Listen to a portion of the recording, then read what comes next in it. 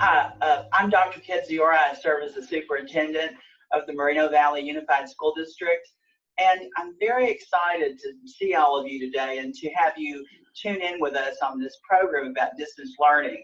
Today you're going to be hearing from the experts who've developed distance learning in our district, but they collaborated with lots of different people.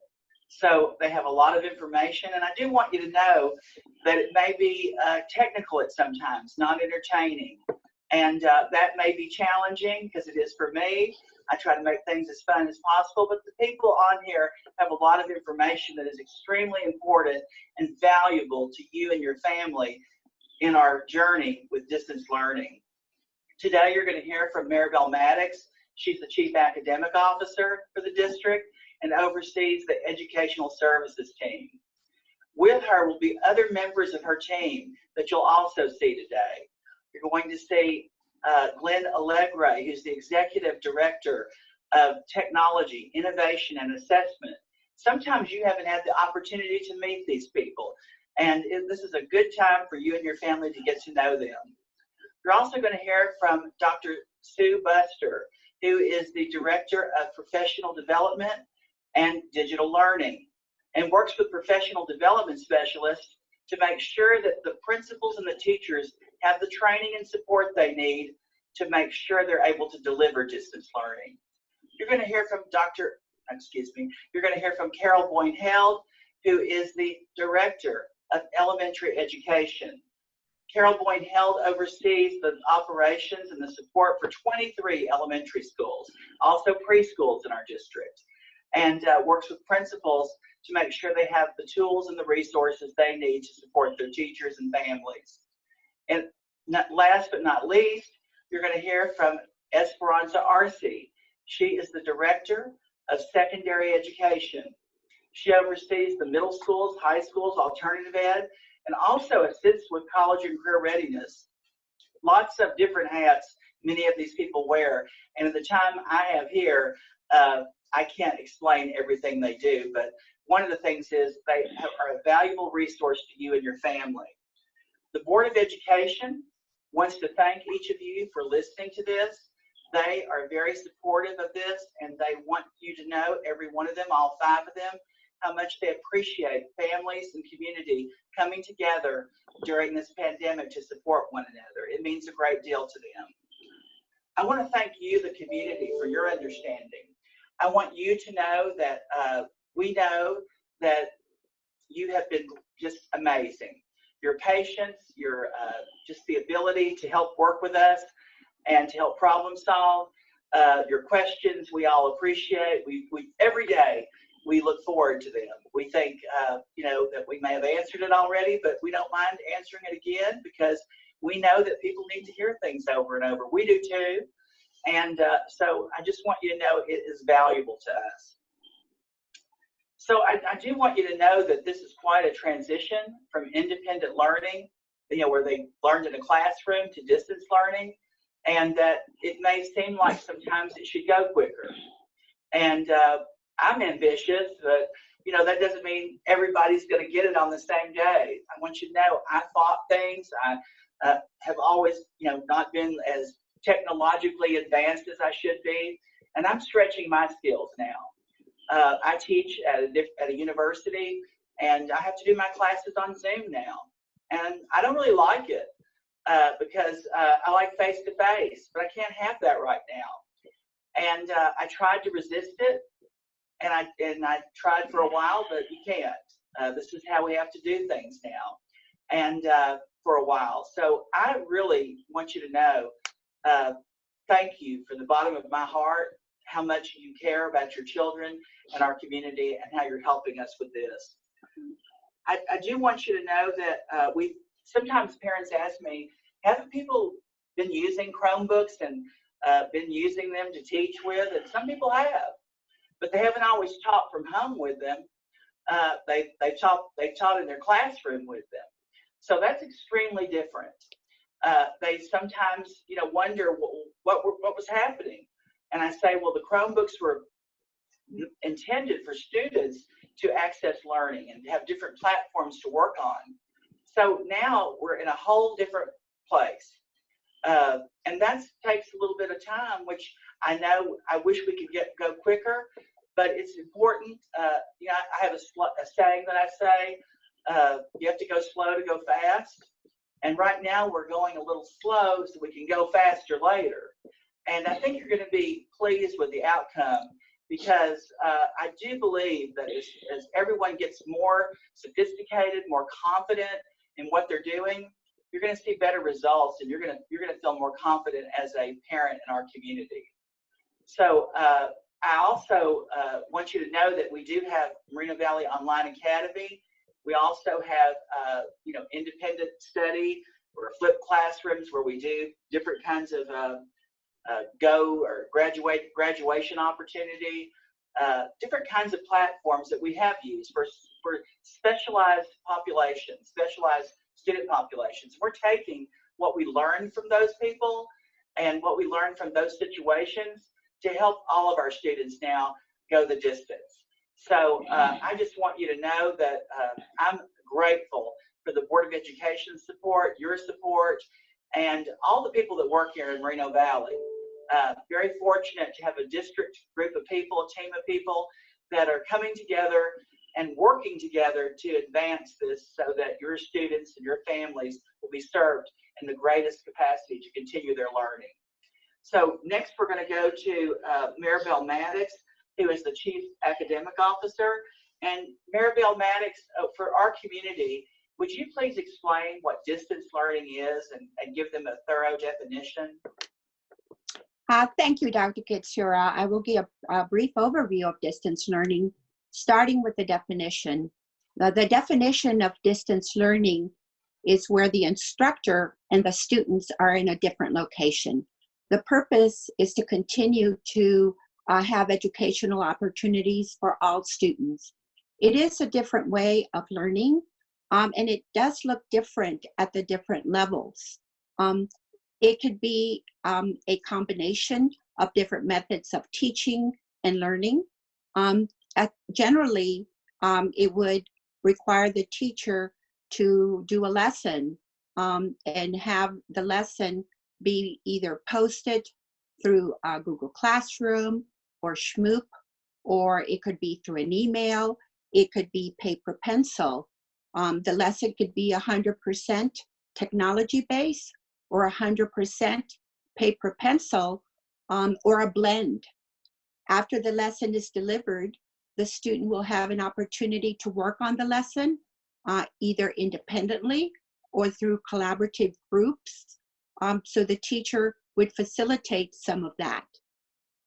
The teacher will have office hours, which means that the students and the parents can have an opportunity to ask the teacher questions, or if they need clarification on the agendas and lessons.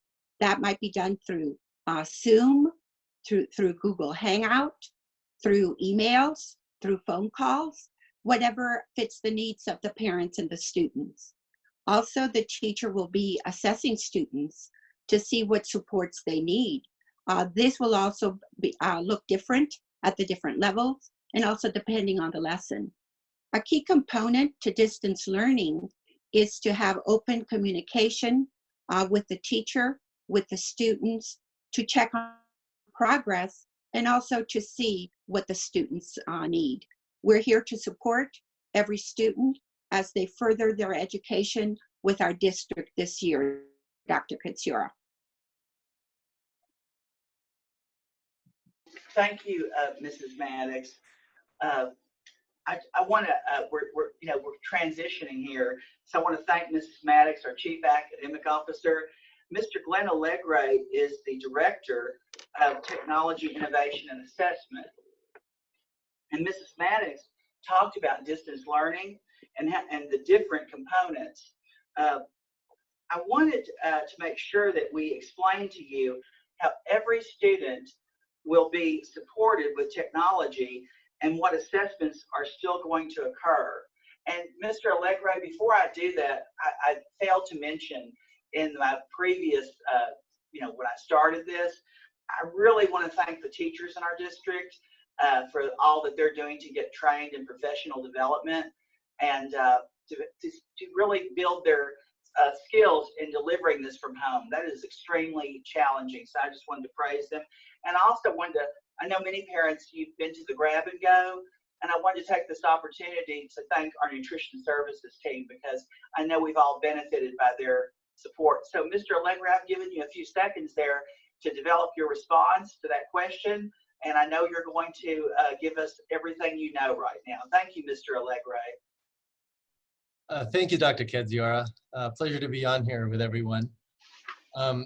First of all, I wanted to start with assessment. What exactly is assessment? And at its basic meaning, assessment is really just finding out where you are and then what are you going to do to support it. And there's so many different ways to do it. I mean, you have your traditional tests, but also the questioning techniques that teachers have with their students is also another kind of assessment. There's also portfolios that are another way of assessment. I mean, assessment is just anything that gives you information on what you need to do next to help the students out. Now, there are some of the major assessments that we always have to look at every year. And some of these are not going to take place this year. For example, a lot of the state testing is not going to take place. We have our CASP that we usually take in May, not going to happen. The CAST, the science test, is not going to happen this year. The fitness test, which are given at grades 5, 7, and 9, that is also not going to take place. And then the summative LPAC testing will also not be taking place this year. However, we still do have some assessments that need to take place. These are the AP exams. There's going to be more information with a QR code that is available. Also, SAT and ACTs will also be available. Visit the College Board to get more information on that. Teachers will be able to assess their students in so many different ways through all the different programs that you're going to hear about later on.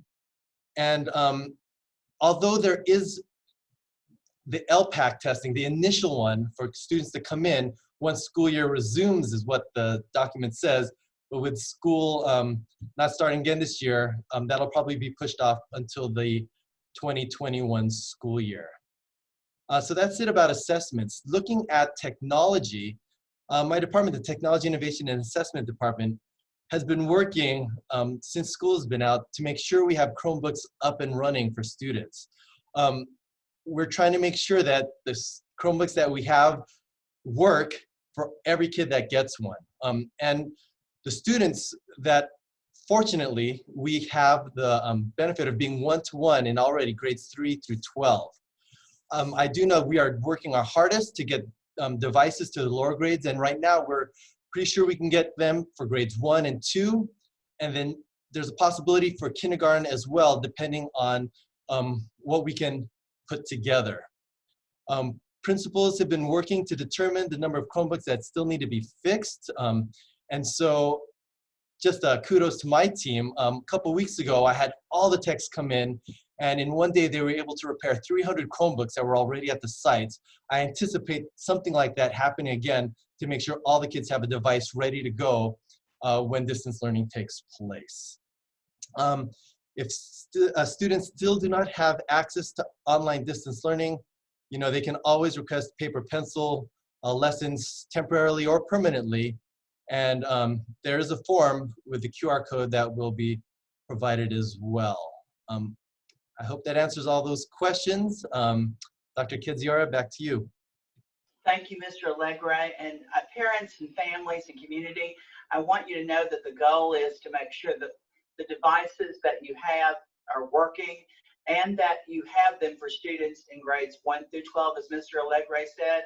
And also that in addition to that, we're working to provide them for kindergarten as we look at our inventory and make sure that we have the Chromebooks available. So that's an important piece of that message. And I also want to emphasize that Mr. Allegre talked about a lot of assessments, and some of you may not know what they are sometimes because we use acronyms like we say LPAC, and you're thinking, does my child take the LPAC?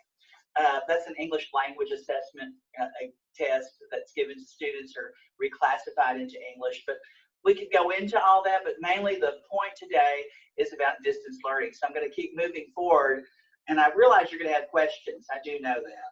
So I want to Zoom now to Dr. Sue Buster, who's the Director of Professional Development and Digital Learning.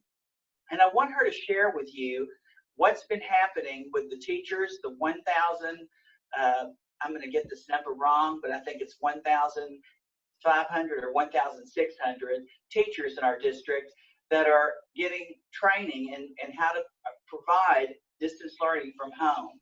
So Dr. Buster, would you share with the community what's been happening in professional development and digital learning?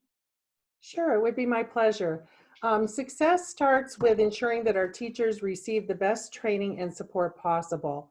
So the Professional Development and Digital Learning Department has almost 30 professional development specialists who are training teachers in different components of our distance learning approach. They will also then continue to support teachers kind of on an as-needed basis and case-by-case basis as we move through the rest of the school year.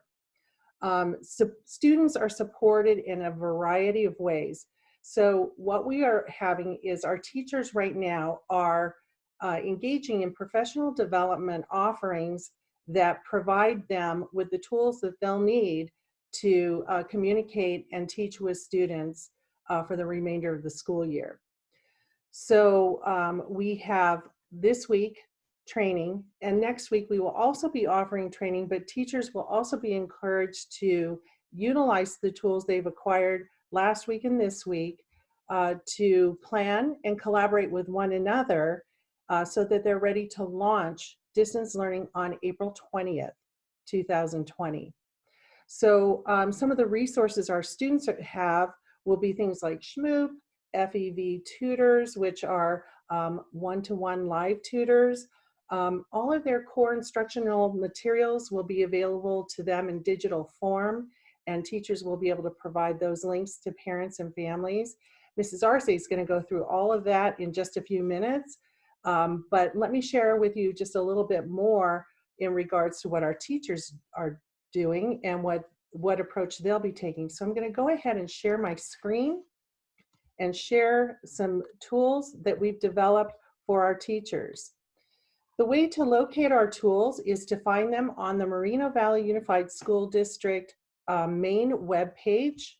And once you get to navigate to that page, if you'll scroll down to this icon right here where you see the hands on the computer, these are our family digital resources pages. Mrs. Arce is going to really move through those and take you on a virtual tour in a moment for students and families, but let me share some of the teacher resources real quick for our teachers who might be tuning into this video.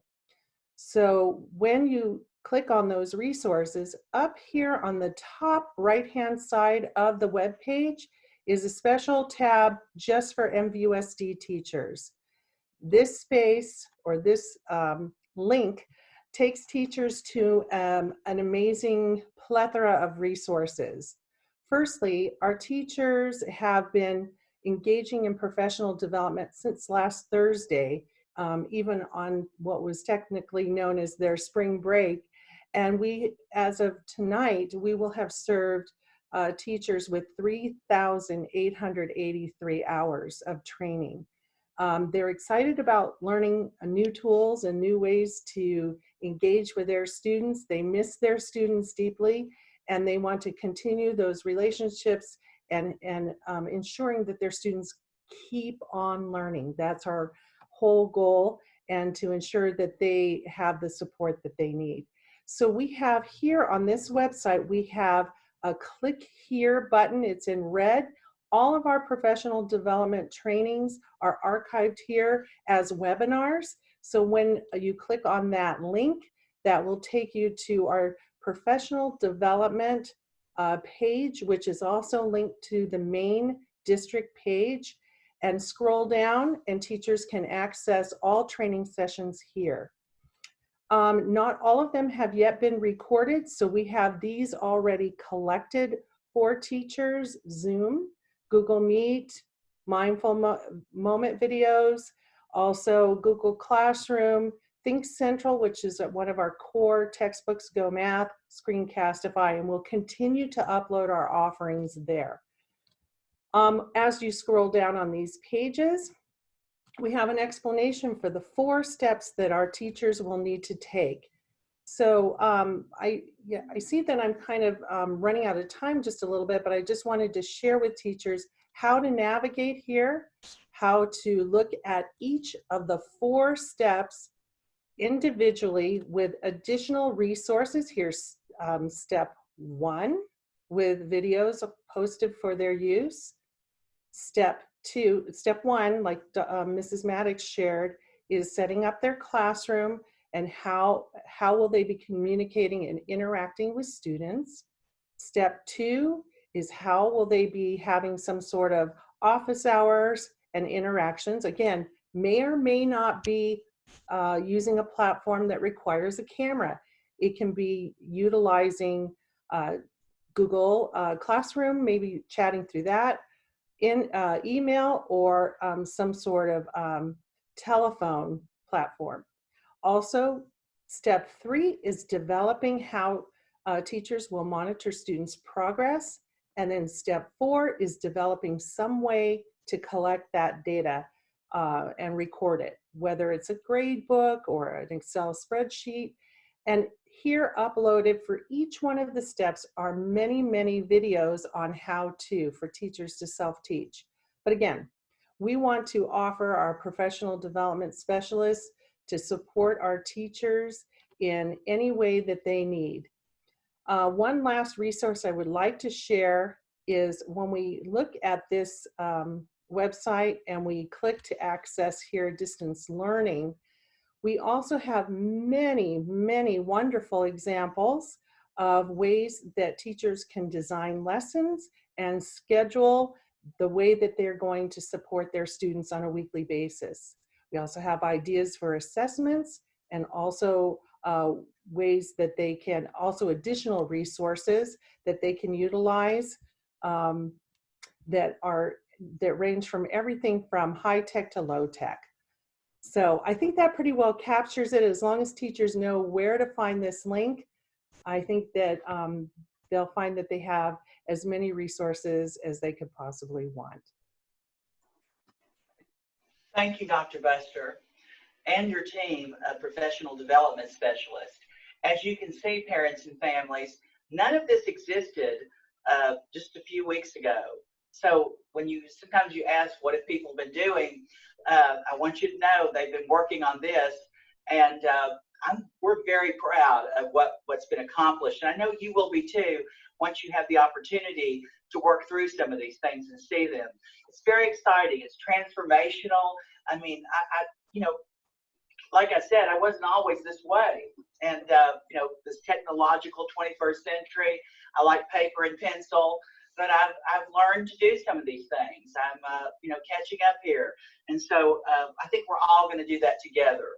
So now you're probably asking a question to yourself, is my child going to have a set schedule?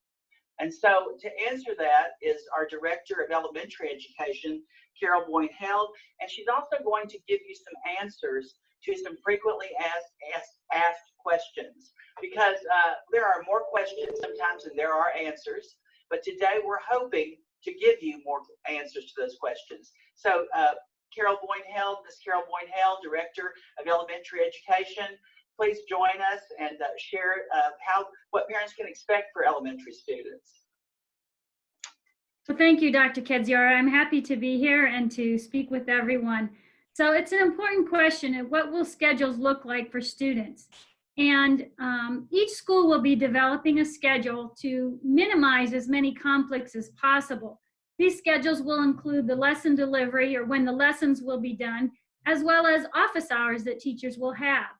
The principals will be working with their staffs to develop these schedules. So for example, in elementary school, you may have your third grade teachers who are presenting their lessons on Mondays and Wednesdays at 10 o'clock in the morning, whereas the fifth grade teachers may be presenting their lessons on Tuesdays and Thursdays in the morning.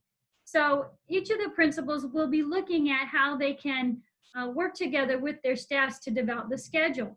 In middle school and high school, it's a little trickier because the students could have 6 or 7 teachers. So it will be very important for the principals to work with the staff to develop these schedules to minimize the conflicts across the grades. So in the secondary levels, you may have a schedule where it's now by the content area or the subject. So you may have math teachers providing lessons to students on Mondays and Wednesdays, and you may have the English language arts teachers on the same day, but at a different time. So this is going to look differently for every school site, and we will be working together with the staff and the principals. The principals will then be communicating these schedules with the families, so the families are up to date and know what to expect as far as lesson delivery and office hours. Thank you, Ms. Boyne-Held. So I have another question for you, Ms. Boyne-Held. Are you ready? I'm ready. Because these are something that parents are thinking, and you know, a lot of people have asked. So I think this is really an important one. But what is the expectation for their child when they're interacting with their teachers live, like in Zoom and Google Hangout and Meet? Can you share with them what might happen when this happens? Some of them may have already had it happen, but some may not. Absolutely. So when we have live interactions between Zoom or any other platform, it's important to remember it's just like being in the classroom. The students need to follow the teacher's expectations. They need to be actively engaged. They need to make sure that they're using appropriate language and behavior. They need to be respectful of the other students that may be participating. And also to follow our digital citizenship guidelines that we teach with them every day that they're in the classroom and using our technology. So again, it's just like as if they were in the classroom. They should be behaving and participating as if they were in the regular classroom. So another question that seems to come up very frequently has to do with special education and also with the English language development, because these are supports that students need to receive, and we're doing our best to follow the guidance that's given to us on an ongoing basis from the California Department of Education. So the special education teachers and the English language development teachers will be also providing lessons and office hours. In some cases, they may be participating in the interactive lessons that the general education teachers provide, as well as watching the recorded lessons so that they can plan their support for the students by utilizing the collaboration with the teachers. Again, we receive constant guidance and communication from the California Department of Education, and as this information becomes available, updates will be given to the staff. Thank you, Ms. Boyne-Held. Appreciate all that information. Wow, you're so knowledgeable. What a great resource you are for the parents and community out there. I'm grateful that you're all still listening and watching, because you know, I know this isn't like, you know, maybe that entertaining. However, it's very helpful. You can watch this over and over, and you can take short breaks when you watch it too. So just pace yourself. The next person I'd like to introduce is our Director of Secondary Education, Mrs. Esperanza Arce. And Mrs. Arce, I'd like for you to explain to our community, how will distance learning and school closure impact my child's grades? Many people, Mrs. Arce, are very concerned about this, how students are going to graduate, how they're going to progress to the next grade level, and how they'll be assessed. So thank you for joining us and for providing this information to our community. Thank you very much, Dr. Kedziora, and hello everyone. I hope you guys are safe and warm because it's been raining. And again, stay safe, cover your face, don't touch your face, and wash your hands a lot, right? So Dr. Kedziora, to answer your question, this is a big one. There's been a lot of discussion up and down the state of California.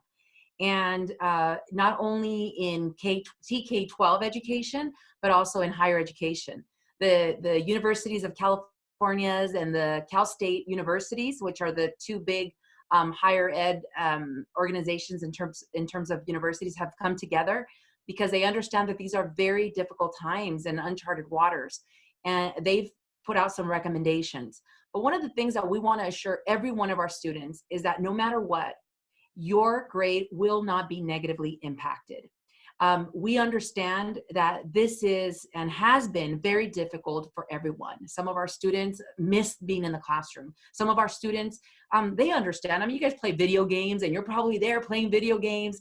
So you know how to navigate being online, but it's different when you're really trying to learn and when your teacher's trying to deliver those lessons. So every student sometimes learns differently. So we understand and we want to be very sensitive to that everybody's in a different place. And we want to be sensitive to the disruption in education. Therefore, students will have the opportunity to improve upon their grade by engaging in distance learning. One of the things in secondary education, for example, in middle school and high school, we have something called progress grades. So we have the third quarter grades that were due right before the closure of the schools. So those grades will be posted on April 15th. So students, very important, those grades are yours. And if you're not happy with your grades, you can engage with distance learning so that you can improve your grade. And that could be done, from the moment that distance learning begins, which Dr. Kedziora will talk a little bit about those phases, and they will be final. Those grades will be final for the end of the school year. And if you participate and you engage by learning, by meeting with the teachers, so that the teachers' expectations can help you improve your grades, this will make you very successful. So if you're not happy with your D, let's get it up to a C. In elementary, if you're not happy with your 1 or your 2, let's get it up to a 3 or 4, because it also applies to elementary students. Also, students should always feel free to reach out to their teachers about their grades. And please know that our counselors are also there for you. And if you need to talk to your teachers or your counselors about grades, or you need to talk to your counselors about behavior or social emotional or anything that's puzzling you, troubling you, or just excitement, email your counselor, or you could also fill out a form that we are providing for you through the Family Digital Resource website that I will share with you. And that's a QR code as well to engage with your counselor. So yes, your grades will not be negatively impacted.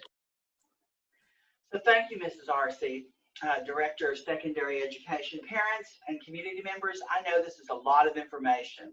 That's why this is being recorded, so that you can watch it over and over. And also take short breaks while you're watching it. It's a lot of information for you to take in. But it's really, I just think you should know that how proud we are as a district of what's been accomplished in such a short time. People have really come together, from nutrition services to professional development, working all together collaboratively to support our students. So I just want to say, on behalf of the Board of Education, we are very excited about our teachers, our staff, and our students that are being supported to be successful for distance learning.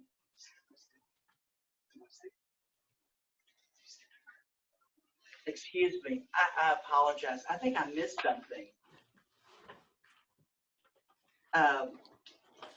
Oh, I did miss something. It's very important. I have to tell y'all, I want to just do this without the script they gave me, but I should follow the script. That's why you've got to watch this, and I have to watch it over too. So, Ms. Arcee, Yes. Aren't you going to share something right now? Yes, I am, Dr. Kedziora. I thought you were going to interrupt me or something, but you didn't. Usually you do. No, I totally would have interrupted you, but you were such on a roll that I would have interrupted you after you were done. So, Dr. Kedziora, we want to show our community how to navigate the website that Dr. Buster already introduced on the teacher end. So we want to talk about the website from our students, and so that our parents and students can work collaboratively on distance learning. One of the things that we want to emphasize is that parents, we understand you. We understand you. You are now helping us. You're an extension of the parent-teacher hat at home. So we want to thank you so much for helping us with your child. So we want to make this very easy for you. But students, I am going to be referring to you, so you need to help your parents, okay? So I'm going to share my screen. And in sharing my screen, I'm going to take you to the website that Dr. Buster already referred you to. So I'm going to make it a little bit bigger. So what you want to do is, if you've never gotten to our website, it's very simple. It's www.MVUSD, which is for Moreno Valley Unified School District.net. So once you click on that, Dr. Buster already mentioned that you want to go to this little icon that says Family Digital Resources for Distance Learning. So once you click on that, it will take you to this website. And this website, you will see a video where Dr. Kedziora and our board president, Dr. Marsha Locke, they address everyone, and they talk. It's a really nice inspirational video, and they talk about how everybody's feeling and thanking our community. So take some time and watch that as a family. And as you navigate this, there's a little, we miss you. We talk a little bit about grab and go lunch. There's a nice, from Dr. Kedziora, there's a nice address for you. And in this particular page, there are three main areas that I kind of want to focus on.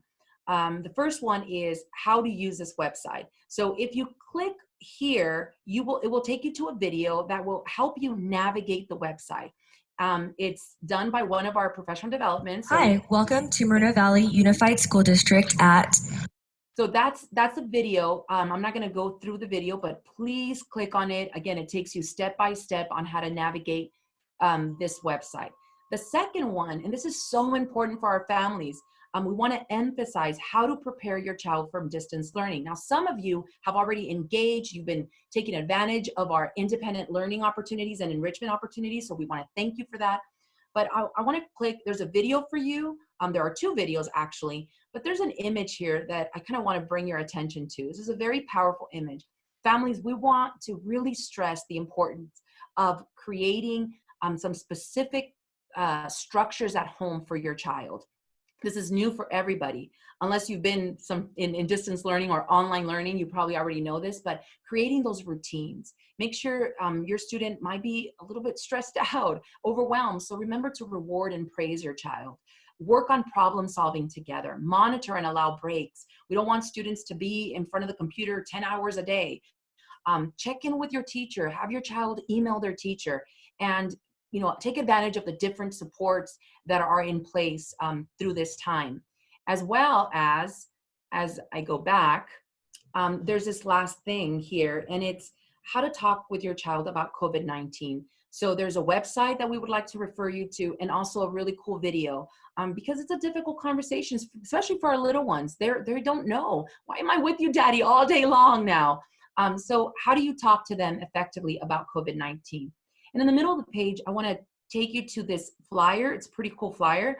So here you want to click here if you, you don't have a computer at home, or your Chromebook is temporarily broken, or you don't have Wi-Fi access, and you want to ask for paper pencil packets, or you want to speak to your counselor.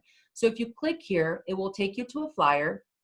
And this flyer is divided into three different parts. First, just a couple of dates. April 13 to the 17 is troubleshooting week. This is where your teachers might reach out to you about, hey students, I'm engaging in distance learning through Google Classroom, so make sure that you check in on these days depending on your schedule. So that's troubleshooting week. But we are officially launching distance learning on April 20th. So this QR code, the first QR code, will take you to the website. So that's where all that information that I'm addressing right now is, where you can find those different resources. The second QR code is if you don't have the ability to engage in distance learning online. Let's say your teacher wants to do online distance learning 100%. They're delivering packets through Google Classroom. They're doing videos. They're doing live interactions where you're asking questions through a chat feature. But you don't have internet because the weather was bad, or you just don't have internet.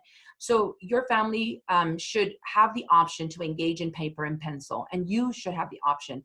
So you are able to call the district office, and we will complete the form for you, or you could complete the form yourself. You scan the QR code. It could be done through a smartphone, or you go through this link and then fill out the form that you want to engage in paper pencil. And then finally, at the bottom, the third QR code is for counselor access. So you want to talk to your counselor about your grades or about your credits if you're high school, or you want to talk to your counselor because you're feeling gloomy and you just wanted someone to talk to. So you fill out that QR code. If you don't have your counselor's email, you fill out that QR code, and we will get this information to your counselor so they can contact you at your availability. So make sure you complete it. And then we also have other information in this flyer, which is one-to-one tutoring, and we have Schmoop and all these different resources.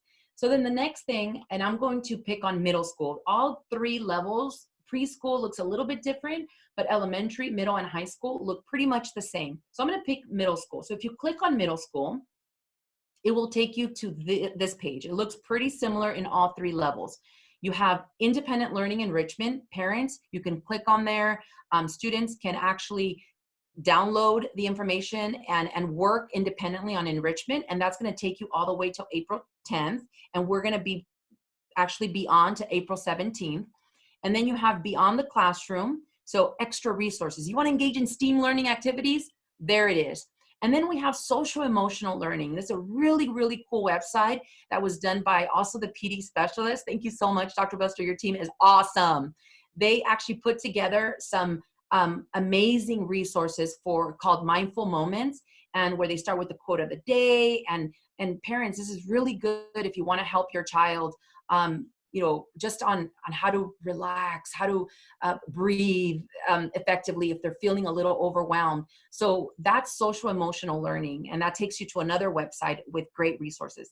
The one that I'm going to focus on is core online learning. Once April 20th hits, students, this is where you want to access most of your information. So if you go to core online learning, again, this is for middle school.